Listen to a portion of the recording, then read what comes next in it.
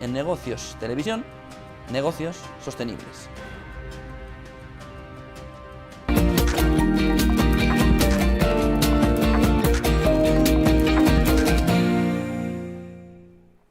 Bueno, estamos muy pendientes en esos negocios sostenibles de la descarbonización. 2050 es el objetivo. Empresas como Amazon lo adelantaron a 2040, otras empresas incluso están intentando buscar adelantarlo más. Abrimos mesa con el objetivo de 0 emisiones netas y el gran crecimiento mundial por la descarbonización. Nieves Cifuentes, responsable de Medio Ambiente de Naturgy. Nieves, bienvenida a Negocios Televisión. Muchas gracias. Francisco Javier Garayoa, director general de SpainShift. Bienvenido, buen día.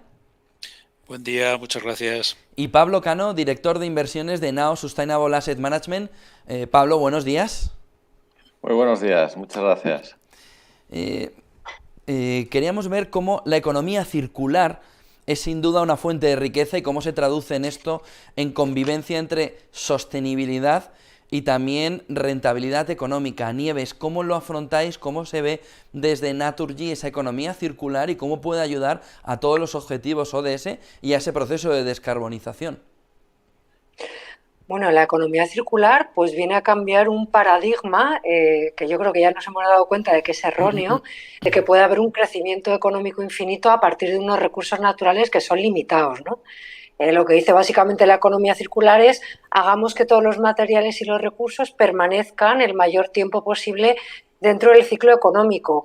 Y evidentemente esto va a ser una fuente de creación de riquezas. Ahora mismo Europa, que es una de las regiones del mundo donde más se recupera y más se recicla, solamente conseguimos recuperar el 5% del valor de las materias primas. Un continente que somos muy deficitarios en materias primas. Por tanto, la economía circular tiene toda la lógica del mundo. Desde Naturgy, como empresa de energía, trabajamos la economía circular en 3 sentidos, ¿no? En primer lugar, generando la energía renovable, que es la que va a mover este mundo circular del futuro. Y aquí estamos hablando tanto de electricidad renovable como también, y esta es nuestra segunda línea de trabajo, de gas renovable. Estamos trabajando en convertir residuos en energía, residuos orgánicos en un gas, en un biometano indistinguible del gas natural, de manera que nuestros propios residuos nos puedan mover nuestros autobuses, puedan mover el transporte, nos puedan calentar, los podamos utilizar. Y nuestra tercera línea de trabajo es ser cada vez más ecoeficientes, es decir, utilizar cada vez menos materiales, utilizar cada vez menos materias primas y reciclar al máximo todos los residuos que generamos. Y en este sentido, en tan solo 3 años hemos conseguido reducir más de un 80% todos nuestros residuos.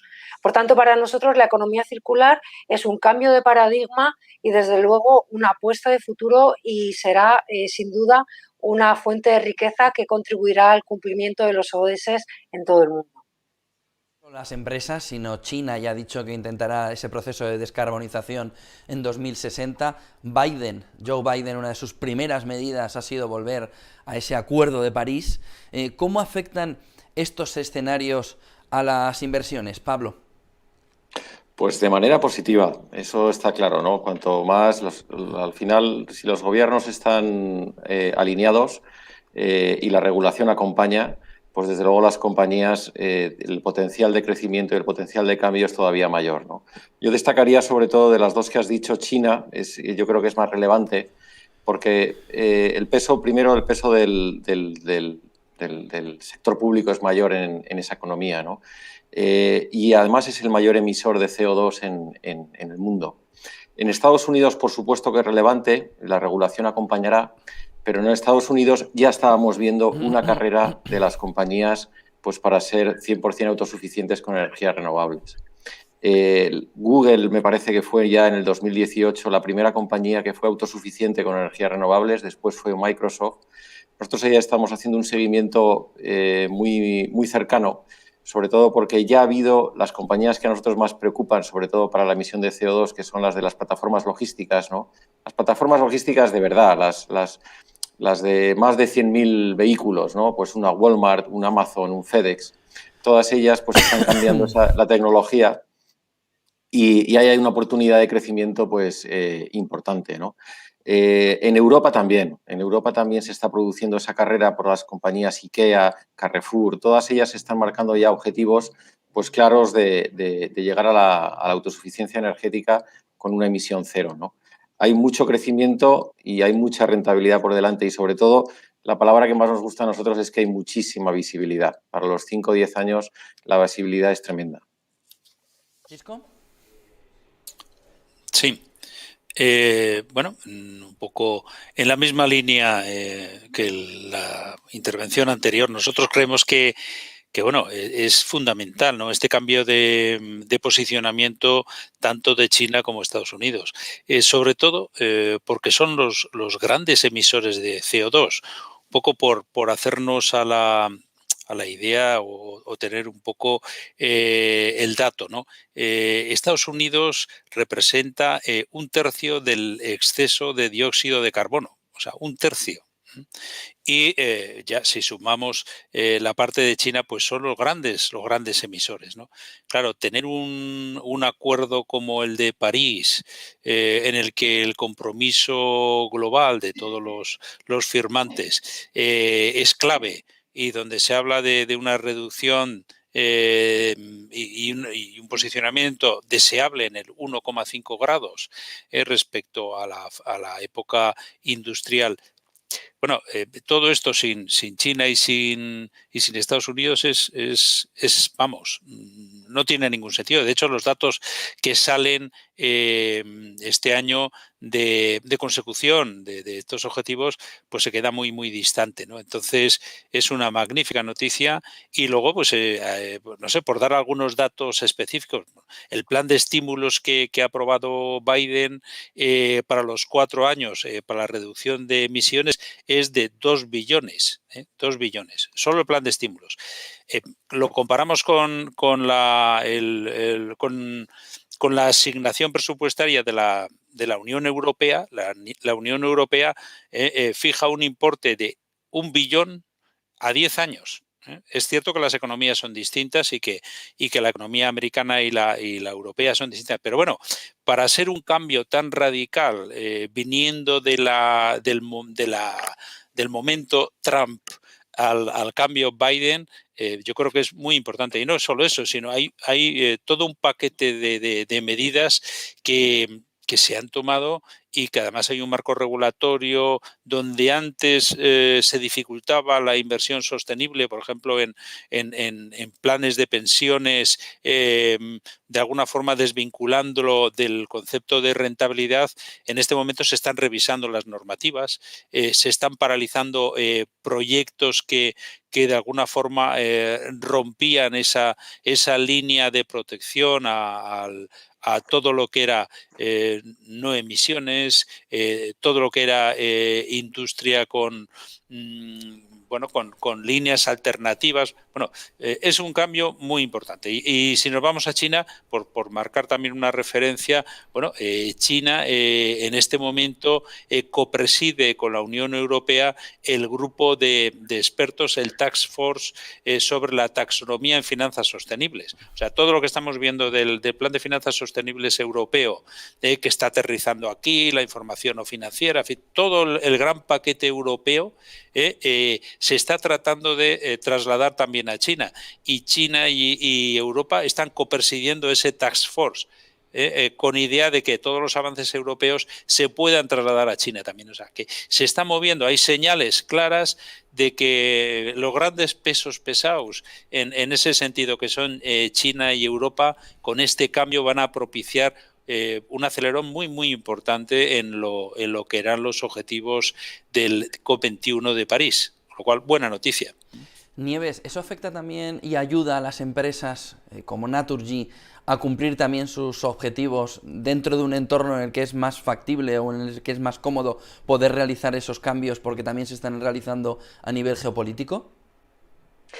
Totalmente. Claro, China y Estados Unidos es que son el 40% de las emisiones mundiales, ¿no? Con lo cual creo que si quedaba alguna duda, que habrían pocas, sobre la agenda climática internacional y sobre el compromiso de todos los países, pues como han dicho mis compañeros, está absolutamente despejada, ¿no? Y en el mundo de la energía el compromiso de China es muy, muy importante, ¿no? De hecho, China depende en gran medida de la electricidad producida por el carbón, que es el combustible fósil más intensivo en carbono. Por tanto, este compromiso de China va a incentivar muchísimo las inversiones en energías renovables, y esto va a hacer indudablemente que esta carrera de ir haciendo esta sustitución y esta transición energética pues se acelere, ¿no? También es importantísimo, lo han comentado, el tema de la taxonomía, es decir, que ya el mundo financiero empiece a etiquetar las inversiones entre inversiones sostenibles y no sostenibles, porque esto desde luego va a posibilitar que todas las inversiones al final vayan dirigidas para aquellos proyectos encaminados a hacer posible esa transición energética y esa descarbonización a futuro, ¿no? Esa alineación de inversiones con los objetivos climáticos del Acuerdo de París, Objetivos de Desarrollo Sostenible de Naciones Unidas, Agenda 2030, ¿qué llevamos conseguido y qué camino nos queda todavía por recorrer, Francisco? Sí, lo que llevamos conseguido sobre eso, lo único que puedo trasladar es una mala noticia. O sea, que si uno mira el informe que ha presentado Pacto Mundial sobre los Objetivos de Desarrollo Sostenible en el 2000, ya en el informe del 2020, en el último informe de progreso, los datos son bastante alarmantes. Cierto es que por el impacto del COVID, lógicamente ha tenido un efecto relevante, pero bueno, todo eso ha paralizado bastantes avances o bastantes líneas de trabajo que estaban desarrollándose años atrás. Con lo cual, Acuerdo de París, ODS, ¿cómo estamos? Pues en este momento estamos, yo diría, me atrevería a decir no solo regular, sino algo peor que regular, ¿no? Estamos en un momento en el que hay que tomar medidas y en el que, bueno, pues el mundo inversor tiene que ponerse aún más, si cabe, que ya en ese sentido está alineada, pero unos esfuerzos más claros en ese sentido, porque bueno, pues la situación del 2020 sobrevenida por la crisis sanitaria ha afectado totalmente y sobre todo ha afectado a la parte más vulnerable de los objetivos de desarrollo sostenible, ¿no? Los ligados con la pobreza, con la parte de la vivienda, con la base de la pirámide, un poco ese aspecto, ¿no?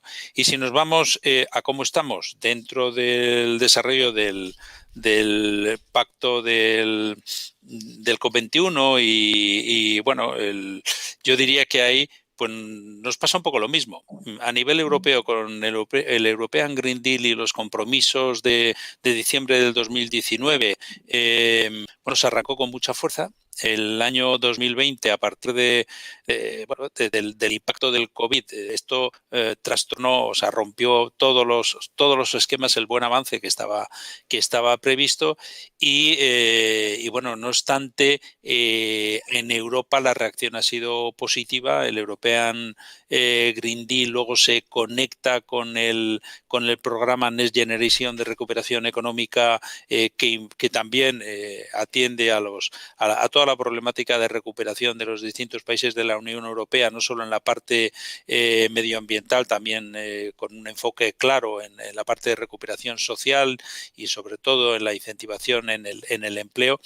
Y todo eso en Europa manteniendo los objetivos medioambientales que estaban trazados, con lo cual el marco regulatorio, el programa que había de aterrizaje del Plan de Finanzas Sostenibles del 2018, toda la documentación, todas las directivas, el reglamento sobre taxonomía, todo esto ha ido avanzando a pesar de todo, con lo cual, independientemente de que bueno, pues el nivel de consecuciones se ha visto alterado, en Europa sí que el marco regulatorio y el enfoque medioambiental de toda la parte de recuperación ha avanzado de una forma muy positiva. ¿eh?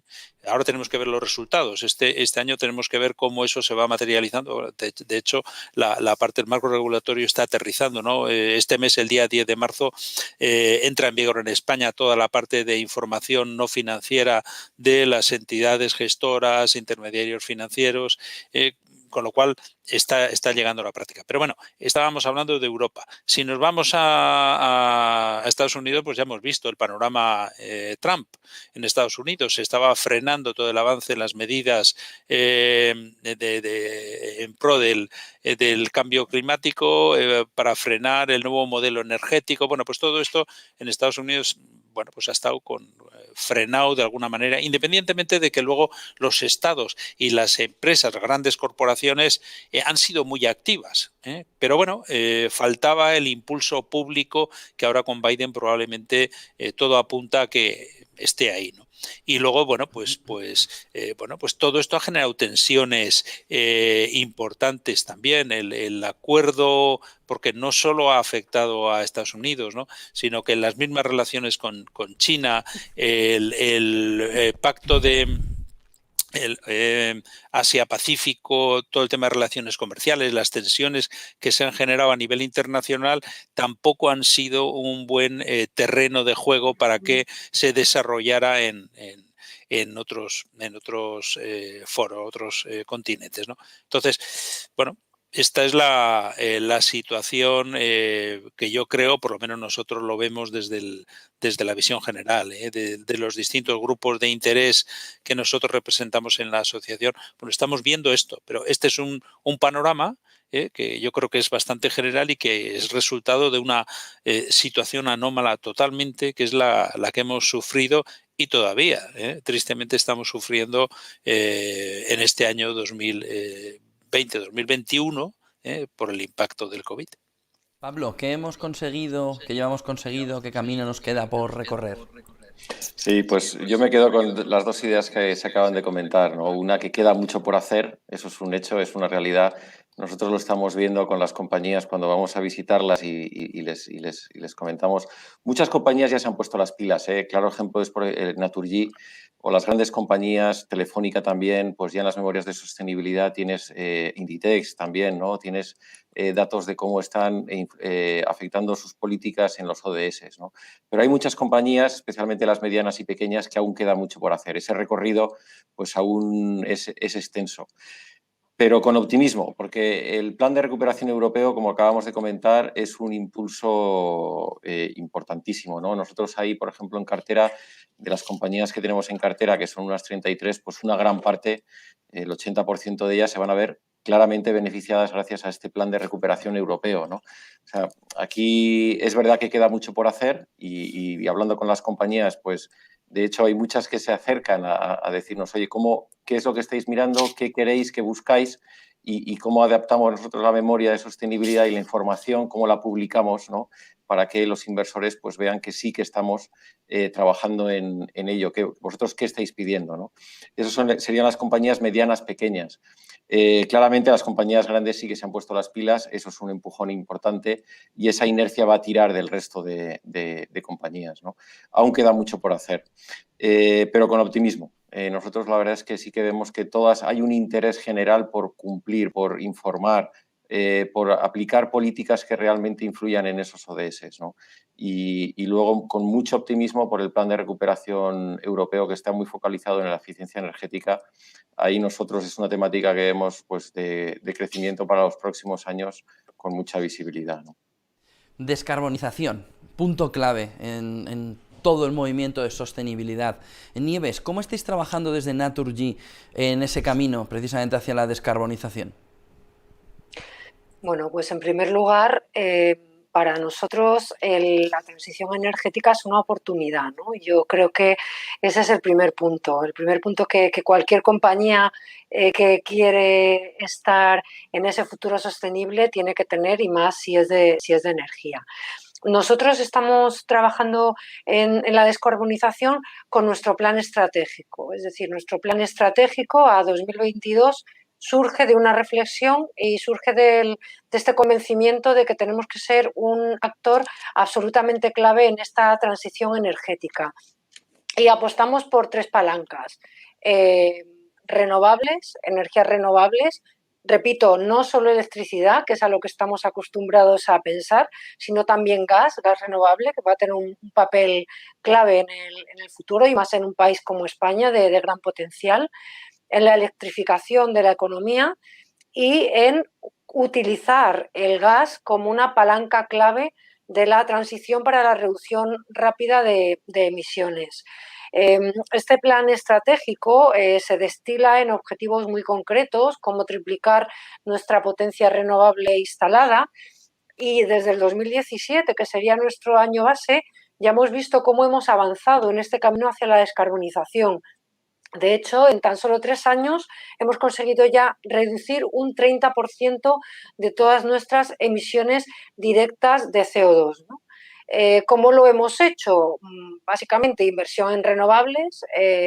A día de hoy hemos duplicado toda nuestra generación eólica y fotovoltaica, toda la que teníamos. Estamos haciendo también una transición desde las tecnologías más contaminantes, como era el carbón. A mitad del año pasado ya cerramos todas nuestras centrales de carbón y estamos desarrollando proyectos de transición justa ligados a esos territorios para darles otras alternativas alineadas con el Green Deal, alineadas con este futuro sostenible que nos viene. En cuanto a las inversiones renovables, bueno, pues deciros que este año tenemos previsto invertir 1.000 millones de euros, es decir, seguimos con esta apuesta y con este crecimiento de la generación renovable. Y luego una apuesta también muy, muy importante por el gas renovable, que es el gran desconocido en España, que creemos que tiene un potencial tremendo y en concreto hemos desarrollado muchos proyectos de biometano. De hecho, hace poco más de un año conseguimos inyectar por primera vez en Madrid biometano generado a partir de las aguas residuales de una ciudad, ¿no? Creemos que esta es una línea súper importante porque igual que hemos conseguido hacer la electricidad, transformarla en renovable, pensamos que con el gas será lo mismo, ¿no? Trabajamos también en eficiencia energética, trabajamos también en movilidad sostenible y bueno, esta es nuestra apuesta por la descarbonización que como veis está ya traduciendo en hechos muy concretos en tan solo 3 años. Pablo, ¿cómo afecta esto en la configuración de las carteras? ¿Qué cambia? ¿Qué hay que rotar? ¿No hay que rotar? Sí, ¿Cómo pues se...? mira, hay dos temáticas que pesan muchísimo en nuestra cartera, que son eficiencia energética y reciclaje, ¿no? Volviendo al tema de economía circular. Y ahora que estaba escuchando el tema del biometano, realmente el año pasado pues estuvimos en varias compañías donde vemos un crecimiento tremendo, ¿no? O sea, ya no es solo el tema del hidrógeno verde, sino también el biometano y lo que llegará a ser el metano renovable, ¿no? Con la captura del carbono. Y repetir esas palabras de no solo se trata de energía solar, energía eólica. Aquí hay la energía solar y la energía eólica, desde luego que hay que potenciarla, pero tienen un problema, que es la falta de capacidad de almacenaje, ¿no? Ese hidrógeno, ese metano renovable, sí que te da la capacidad de almacenar la energía para poder usarla después, ¿no? Nosotros ahí tenemos ejemplos muy claros. La cadena de valor es inmensa en el tema de la eficiencia energética. Ya no solo están las compañías que producen esas placas solares, esa energía solar o incluso la maquinaria necesaria para producir el hidrógeno, los electrolizadores, ¿no? Es que también están todas las compañías que la están aplicando. Nosotros ahí estamos, por eso nuestra visión tan positiva, que realmente decimos que alcanzar esa emisión cero es que va a ser posible y se va a alcanzar antes de lo que la gente cree, ¿no? Las compañías están haciendo una carrera impresionante aplicando esa tecnología al proceso de producción. Un ejemplo muy claro, por ejemplo, es el tema de los fertilizantes. O sea, tenemos en una compañía en cartera que es Yara, que es la mayor productora de amoníaco del mundo. El amoníaco NH3 pues se necesita para todos los cultivos. Ese NH3, SH3, el hidrógeno, pues antes lo conseguía mediante gas natural. No olvidemos que el gas natural, el 80% del gas natural es metano, CH4, y de ahí cogía el hidrógeno, ¿no? Ahora, gracias a la energía solar, a la energía eólica, lo que ha bajado el precio, hace rentable romper la molécula de agua, H2O, y quedarte con ese hidrógeno para aplicarlo en el proceso productivo, ¿no? Bueno, y al final vas a conseguir pues un fertilizante libre de emisiones. Esto era algo impensable hace 5 años, o sea, es que no estoy hablando de hace 10, hace 5 años. Lo mismo podría pasar, por ejemplo, con el sector de acero. Sector de acero que estamos hablando de 2 sectores, fertilizantes y acero, que son 2 de los mayores emisores de CO2, ¿no? Pues hay una compañía sueca, SSAB, que ahora ya la han seguido Arcelor, ThyssenKrupp en esta iniciativa, que va a cambiar el horno de carbón de coque a hidrógeno. Bueno, esto es impensable, o sea, es que en el año 2040 va a conseguir la primera tonelada de acero libre de emisiones, ¿no? Esto es una realidad y algo que era impensable hace 5 años, ¿no? O sea, el crecimiento, visibilidad, crecimiento exponencial, pero ya no solo en las compañías que realizan y que fabrican esa tecnología, sino también en aquellas compañías que la están aplicando ya, ¿no? en sus procesos productivos. Hay muchísimo crecimiento, vamos, la cartera, bueno, puedo hablar de la nuestra, ¿no? La cartera está francamente posicionada en este tipo de compañías, no solo fabricantes de tecnología, sino sobre todo también las que están aplicando esa tecnología en su proceso de producción. Francisco, ¿cómo lo veis? Hombre, nosotros desde el punto de vista de los inversores, que es un poco el foco donde estamos, sí que creemos que el papel es muy importante porque de alguna manera el inversor va a canalizar dando prioridad a aquellas empresas, en última instancia, porque será a través de vehículos de inversión, pero va a canalizar los flujos de capital a aquellos sectores y aquellas empresas que estén en línea con esa transformación del modelo energético. Y ahí lo ligamos directamente a las emisiones de CO2, ¿no? Bien, está claro que esa canalización prioritaria de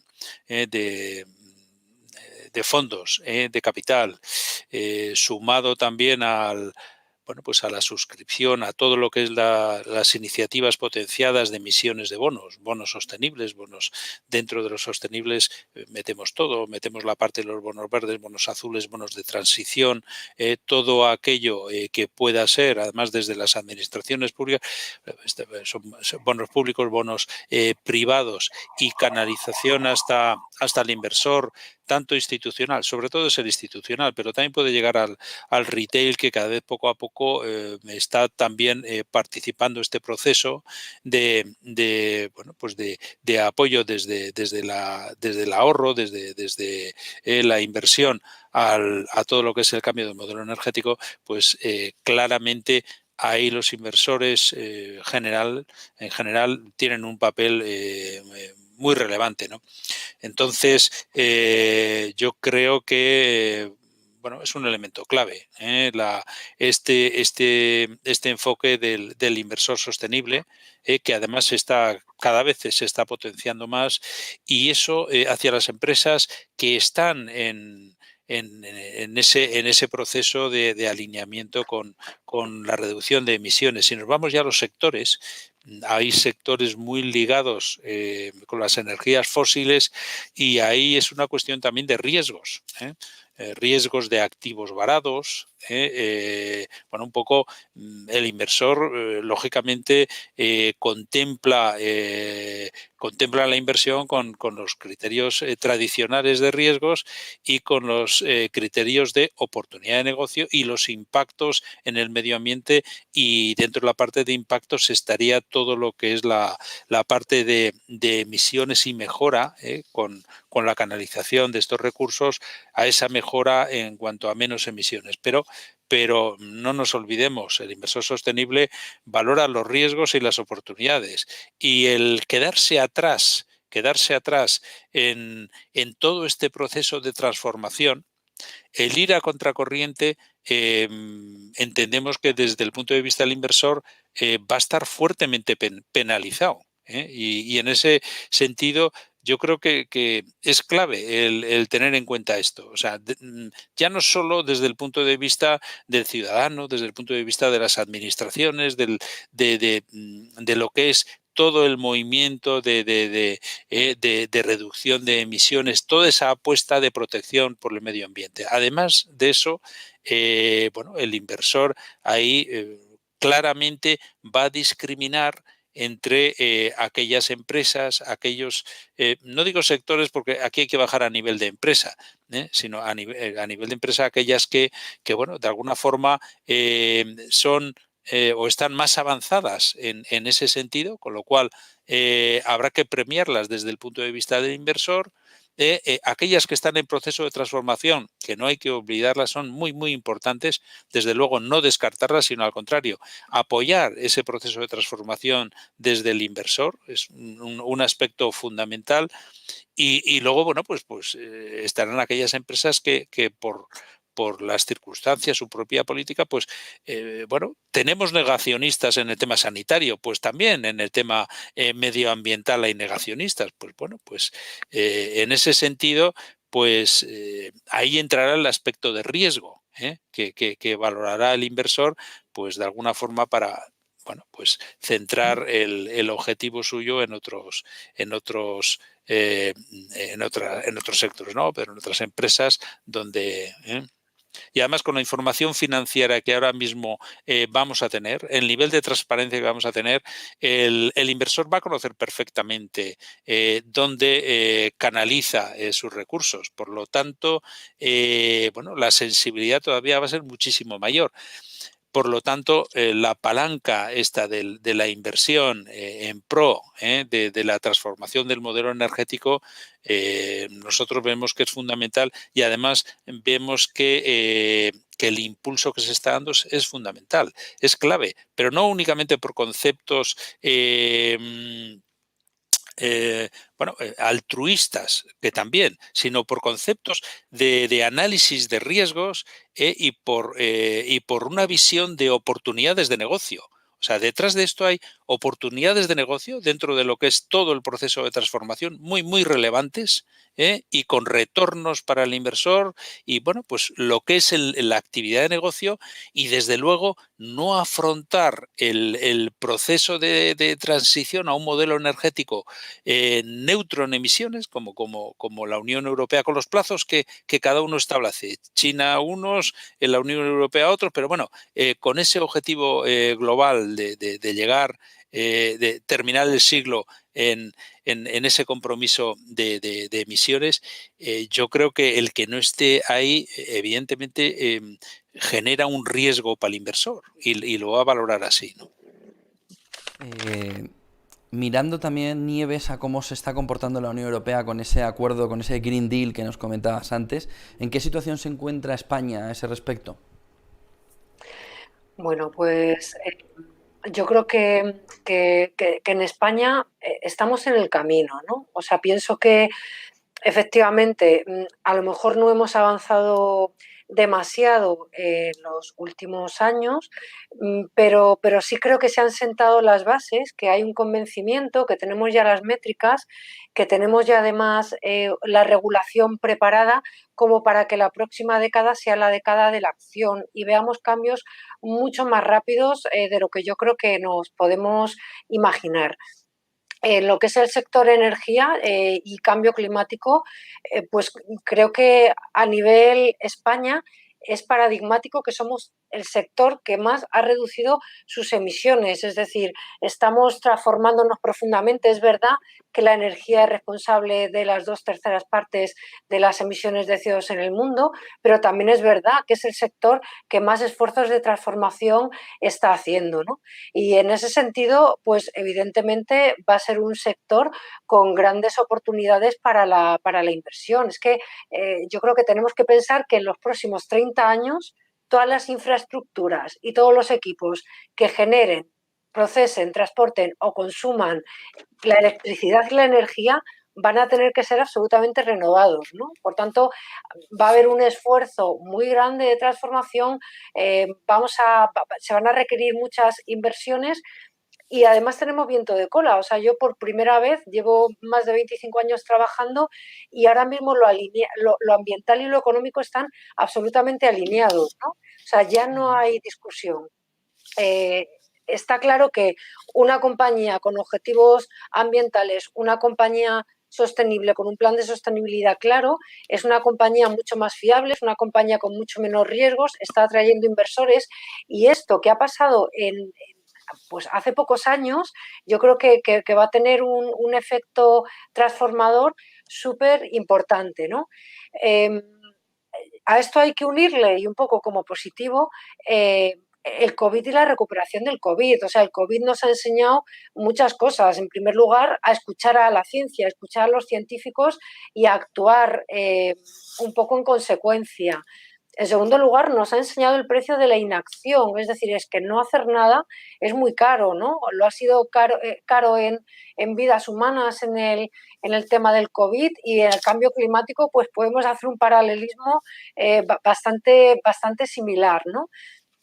Eh, y además ahora nos va a venir, bueno, vino la primera ola sanitaria, ahora desde luego tenemos una recesión económica, pero nos vienen un montón de fondos de transformación, 140.000 millones para España, que están alineados absolutamente con el Green Deal y que van a ser un revulsivo, un catalizador, y va a ser un pisar el acelerador en esta transformación.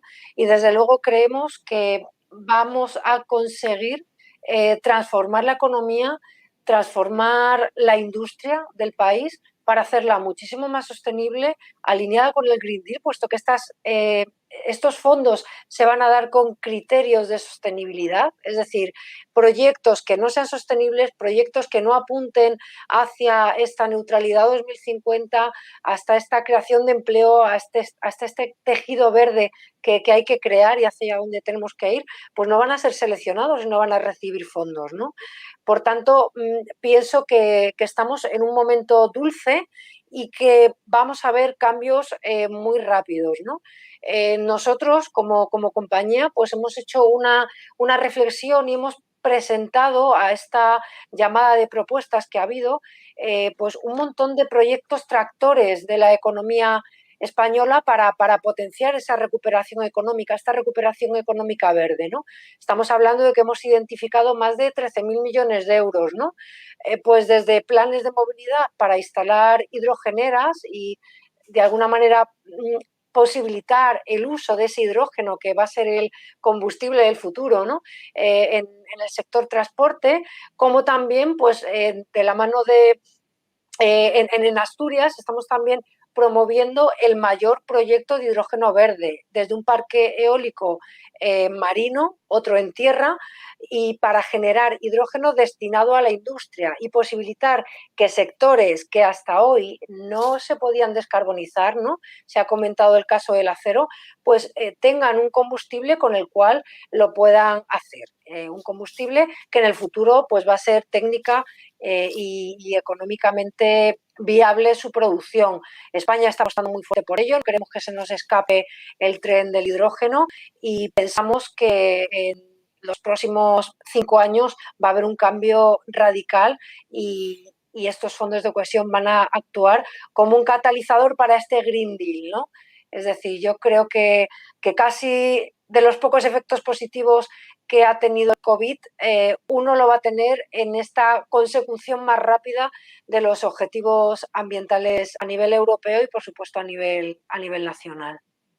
Pablo, para terminar, ¿nos podrías dar claves de cómo configurar carteras y sobre todo recomendaciones de inversión? Pues configurar carteras, yo ahí creo que el mayor riesgo es quedarse en la imagen y no profundizar, ¿no? Y me explico. Nosotros mismos nos hemos encontrado con muchas compañías que oye, pues te hablan de objetivos a futuro, a 5 o 10 años, pero analizas lo que han hecho en el pasado y ves que, bueno, que son objetivos que se marcan, pero luego no los cumplen, ¿no? Claro, nosotros ahí analizamos las compañías, todas las compañías que entran en cartera deben cumplir los criterios financieros y los criterios de sostenibilidad, ¿no? Y tanto los financieros como los de sostenibilidad analizamos los últimos 10 años de la compañía y analizamos todas las variables, ¿no? Desde la emisión de CO2 a la gestión de residuos, las políticas implementadas, el cuidado de los empleados, etcétera, etcétera, ¿no? Y luego, sobre todo, lo que analizamos y muy en detalle es los objetivos que se han marcado en el pasado, si los ha cumplido o no los ha cumplido y el por qué no lo ha hecho, ¿no? Claro, cuando te encuentras con compañías que sí tienen una memoria de sostenibilidad muy amplia, pero ves que los objetivos no los ha cumplido, pues hombre, ahí hay un problema, ¿no? Ese es el mayor riesgo que nos hemos encontrado, ¿no? Una compañía que cumple los criterios de sostenibilidad, nosotros estamos convencidos que es más rentable. Tanto en el medio plazo, ya no digo en el largo, es que en el medio plazo ya lo es, ¿no? Una cartera, y ya hablo ya de una cartera, nosotros tenemos en este momento 31 compañías en cartera, ¿no? Una cartera donde se cumplan bien los criterios de sostenibilidad, la consecuencia financiera es que la volatilidad de la cartera es menor. ¿Por qué? Pues porque se miden mejor los riesgos operativos de la compañía. Vosotros, por ejemplo, sois una compañía de capital humano, ¿no? Una cadena de televisión es una compañía de capital humano. Si la rotación de empleados empieza a elevar, el riesgo operativo de vuestra compañía empieza a subir.